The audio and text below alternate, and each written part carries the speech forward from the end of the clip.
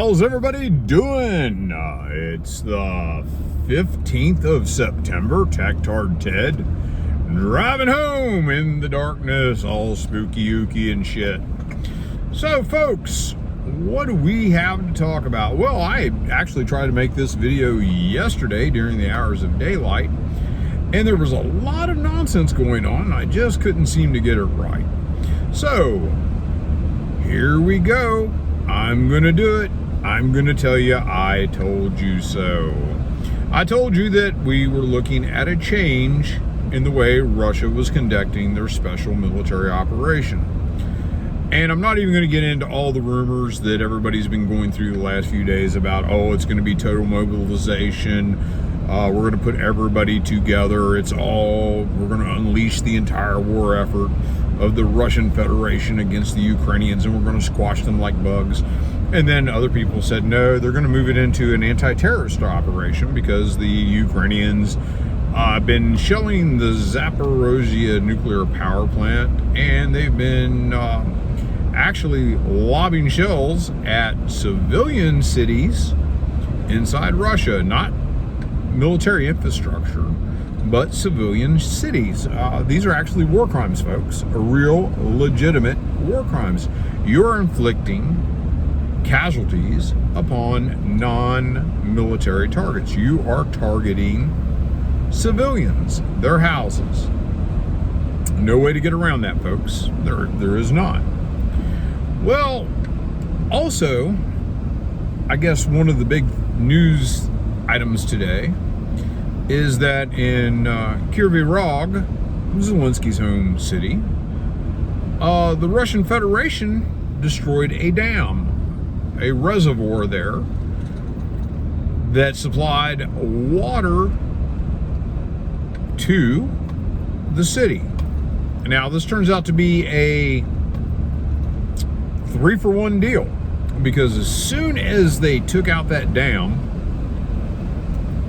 the people knew that their water was compromised, that they weren't going to be able to have water in the city, and they've immediately ran out and bought water, right? And something else happened. Their internet all mysteriously vanished, and a lot of cell phone service was down. Now, why was this? Well, because the river got up and it wiped these power poles and stuff out. The cell phone towers and all that stuff gone very instantly with floodwater.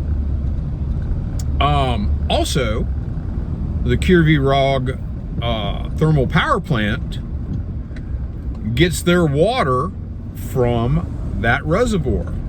They're not going to have water to generate electricity, which really kind of doesn't matter, because one of the other targets in Kryvyi Rog was the power plant. So Kryvyi Rog is probably pretty dark right now and not much communication. Now, you've got two. You've destroyed the dam, you've destroyed infrastructure, you've destroyed communications. You destroyed the power plant, made the power plant inoperable, but now you don't just have to restore a power plant, you have to restore the dam and the reservoir. There's another little thing that's not being talked about that has happened in this attack. For those of you who may remember, a couple of weeks ago, the Ukrainians launched a disastrous offensive in the Kherson region, down south, not up in Kharkov, where they actually took ground when the Russians retreated, but actually down in the south in Kherson, the Ukrainians managed to put a force across the river Ingulets. In the Ingulets River, they built pontoon bridges, about 3 of them. For some reason, the Russians left them up. And once there was a large number of Ukrainians across the river, the Russians destroyed the pontoon bridges. Now, the Ukrainians worked hard at getting new pontoon bridges built, and one of the things they did is they brought in tremendous amounts of rock and gravel, and they built a ford. In other words, they found where the river was shallow, and they built it up with rock and gravel so that trucks could drive across the water.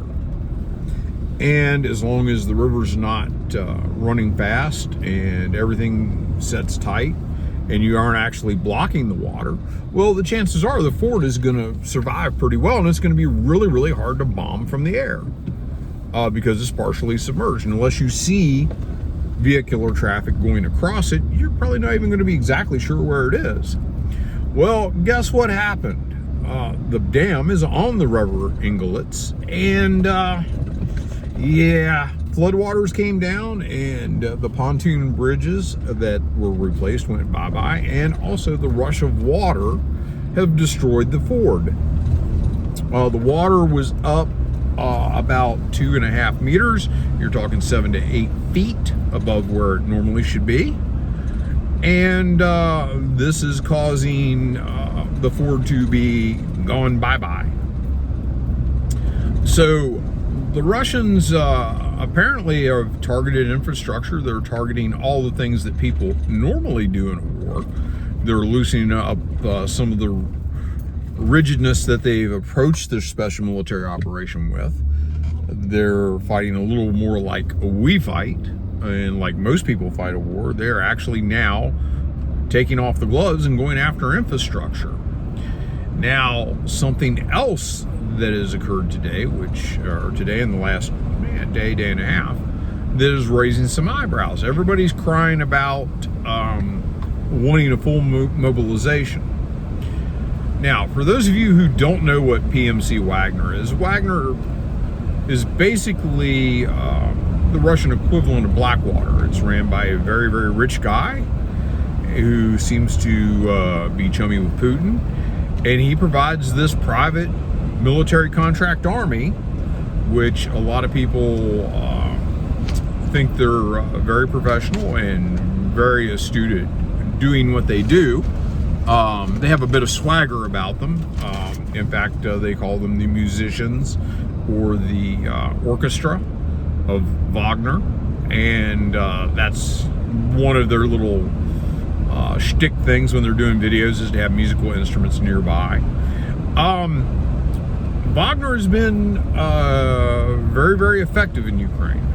Wagner they're well involved with the offensive around Bakhmut. They are the guys who have been storming the outskirts of Bakhmut, or Artemusk, if you want to say it by the old name. Well, the guy who runs Wagner came up with a wonderful idea. He is going to some of the lower security prisons in the Russian Federation, and he is offering clemency if you can come and serve 6 months in Wagner. You will be paid, you will have clemency, you will be pardoned or what have you, and go on. And before any of you people start crying about, oh my God, it's come to this, they're recruiting criminals. Well, just remember, on day number 3, Zelensky started doing exactly that, and he was laying out murderers, child rapists, and all that sort of thing. These guys are not that sort of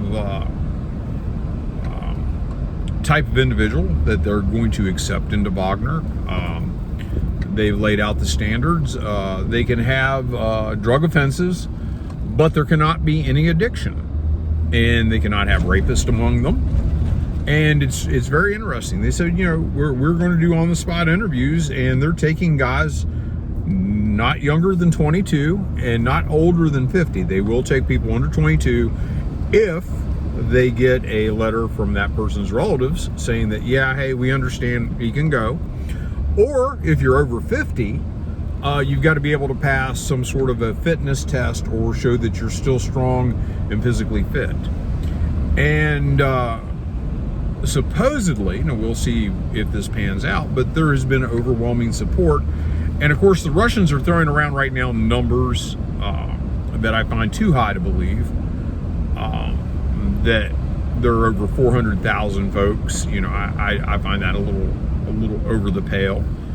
I don't know if that's the prison population that would be eligible, or whether they're trying to say that that's the number of folks that are willing to serve in Wagner in Ukraine. So a lot of guys who are in the so-called penal camps, penal colonies.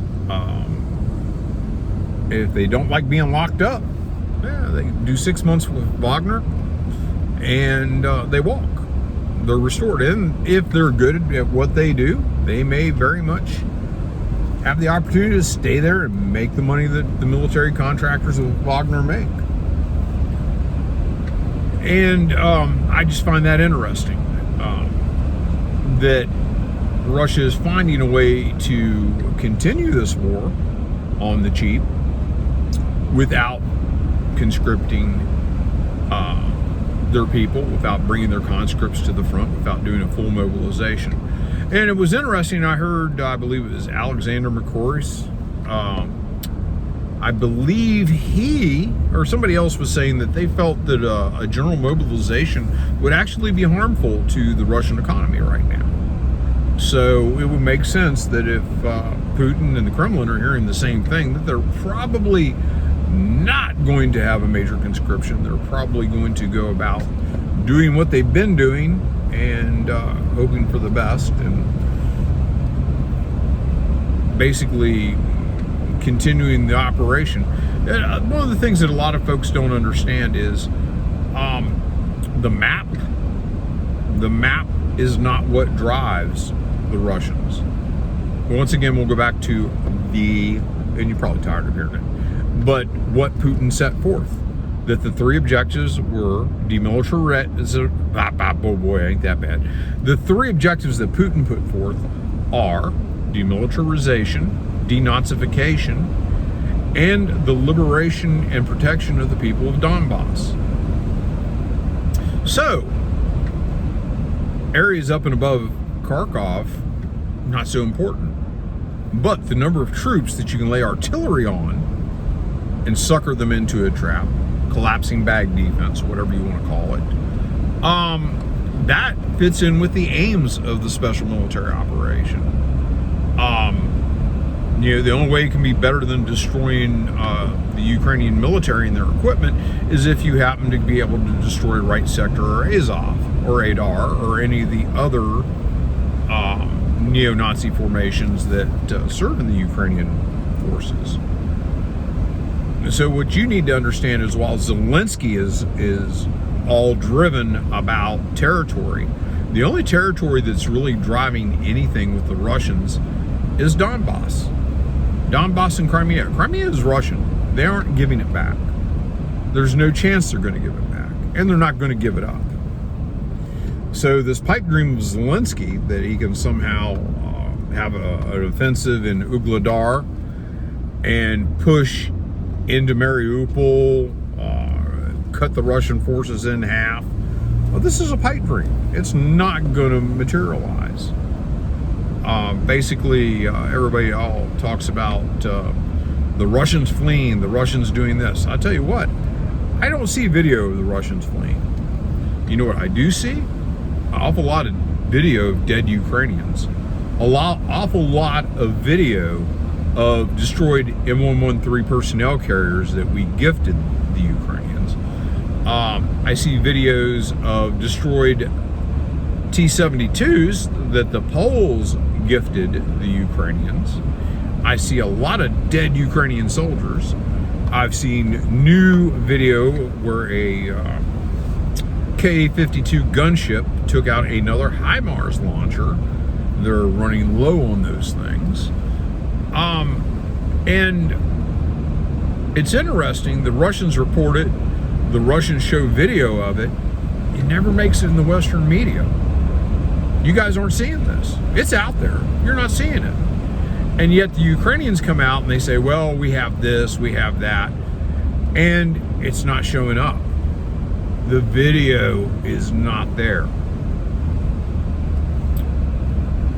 And I think that really goes to show the difference between who is being honest and who isn't. Now, I won't tell you that the Russians, I believe, are 100% on everything. But I will tell you this much. I have yet to hear about a ghost of Moscow that is out there knocking over Ukrainians left and right. I don't hear that level of just brazen propaganda nonsense that is so far beyond the pale that it's not believable in any way, shape, or form. And it's sad that there are Americans who are falling for this. The shrewdest thing our government did and big tech did was start censoring any news out of Russia, any foreign news that would possibly show something that would not be flattering to the Ukrainians.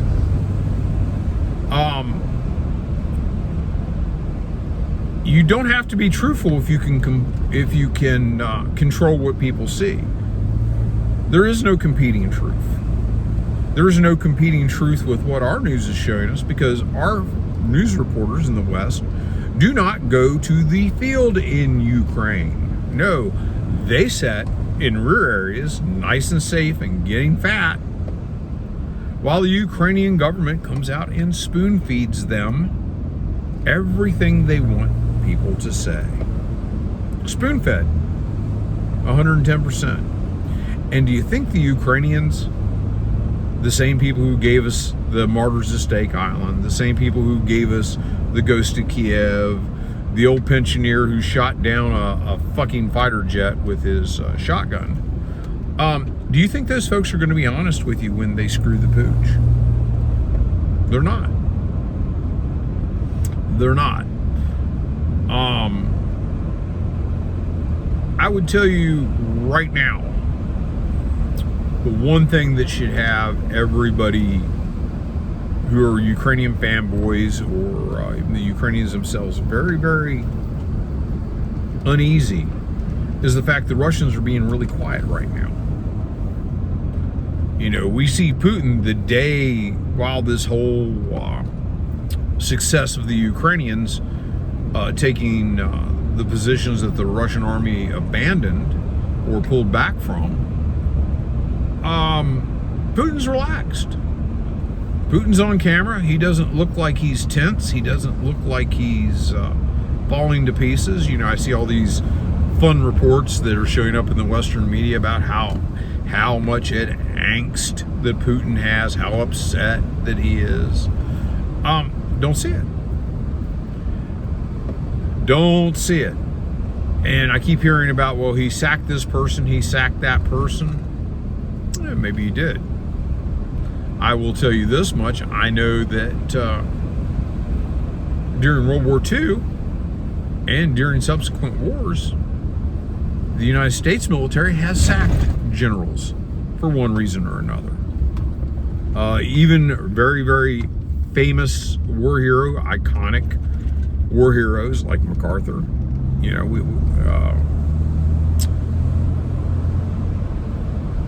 even Patton was passed over for certain commands because Patton let his mouth get him in trouble. Probably the greatest American general of the Second World War, to be honest. But he had his difficulties.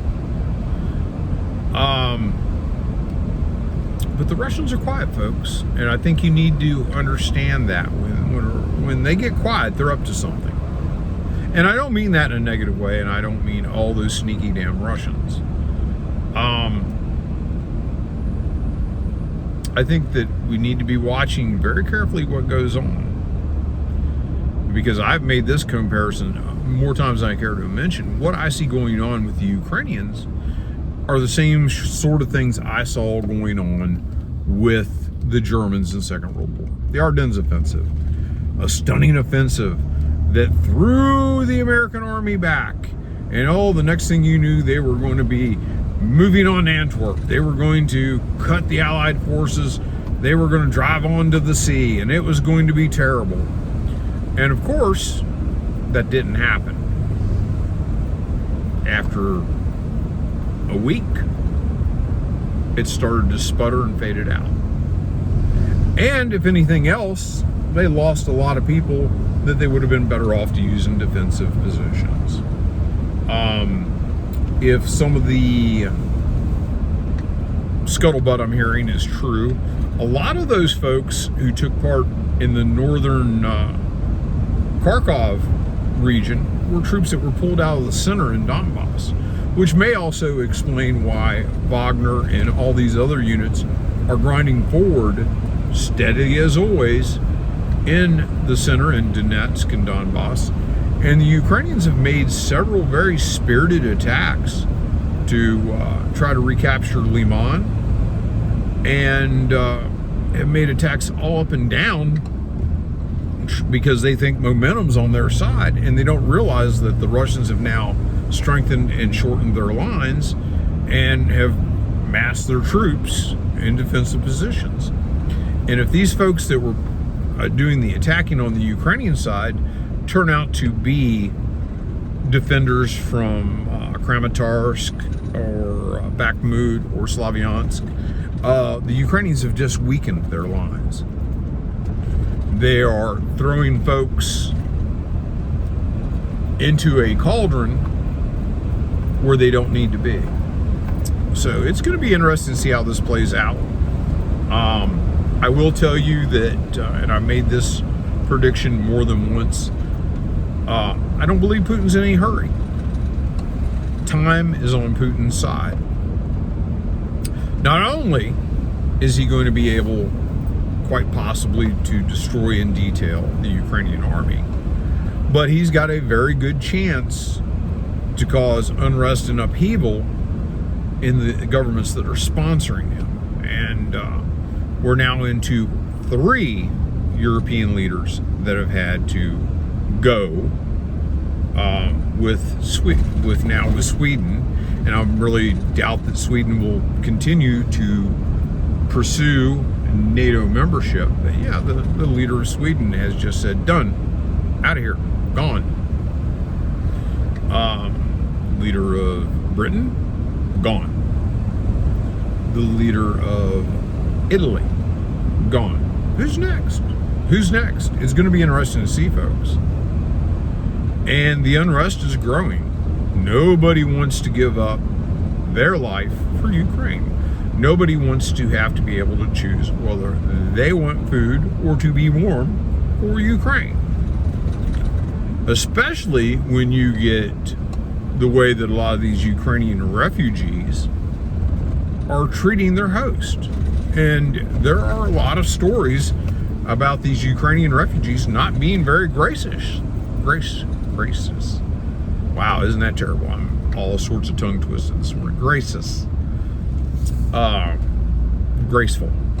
Or grace us. Yeah, there we go. That's the word I'm looking for. That a lot of these Ukrainians aren't willing to even help out with house chores or prepare food or any of that. You know, it's just ridiculous.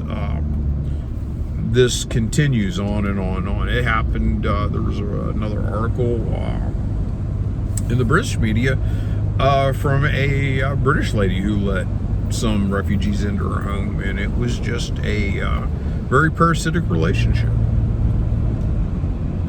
So anyhow, folks, that's what I've got for tonight or this morning. I hope that everybody's going to have a wonderful day. I'm on my way home to get some sleep, and I'll be back at it again tomorrow, folks. So y'all take care. Bye.